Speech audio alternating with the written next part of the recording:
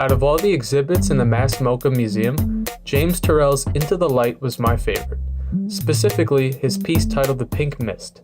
In order to see the piece, you have to enter an extremely dark passageway where you can barely see the person right in front of you. Then, when you reach the end of the passageway and turn left, you see some light, which is the medium of his work. You see a large, hazy pink rectangle that has sort of a mystical feel to it. Your mind is convinced that you are looking at a solid object, but in reality, it is light being reflected through a well-designed hole in the wall. I decided to stay in the room for the recommended 20 minutes so my eyes could adjust to the darkness. As time went on, the pink mist became even more saturated and started to have a greater presence as time went on. Going up right in front of the piece and sticking your hand through the piece was fascinating, as it looks like your hand is going through a solid object, but it's just reflected light. Having a piece in a separate room, away from the crowd, also played a great part in the piece's presence. Hearing the museum goers' voices echoing in the distance and the crackling of the old museum building helped the piece gain perspective, as I was truly alone with the pink mist, and it humbled me.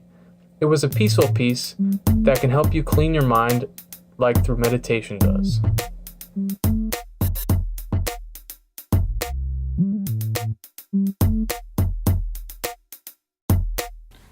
James Turrell's art gathers a visual illusion to the human vision. Into the Light exhibition plays with depth, light, colors, and shapes, manipulating the naked eye. What we think we see isn't actually what we see. We think we see an LED screen, but in reality there is a deep space filled with oscillating light. When you make your way to see his art installations, you go through a pitch-black hallway, and slowly as you get closer, the light begins to get more vivid. There is a sense of relief and reminds me of the saying, the light at the end of the tunnel. You feel like you're taken to another dimension when you put your hand through the light.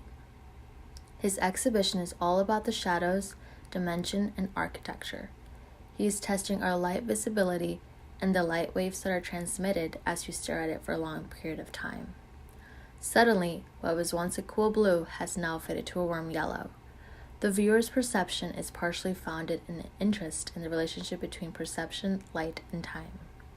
This exhibition is designed for direct experience, not reproduction and dissemination via Instagram or other forms of social media, making it a true, one-of-a-kind experience for the viewers.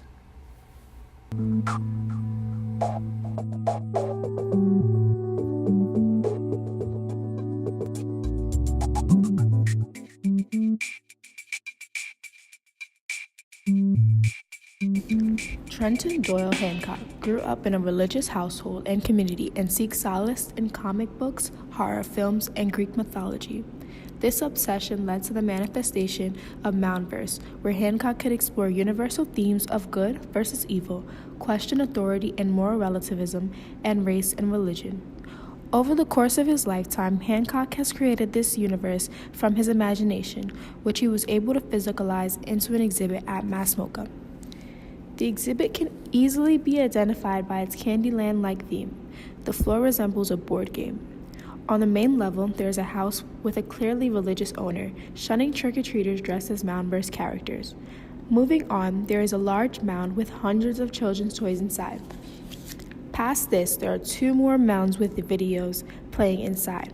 A toy owl featuring the Moundverse characters as dolls for sale, and then a life-size version of Hancock's first chapter of Moundverse, the graphic novel.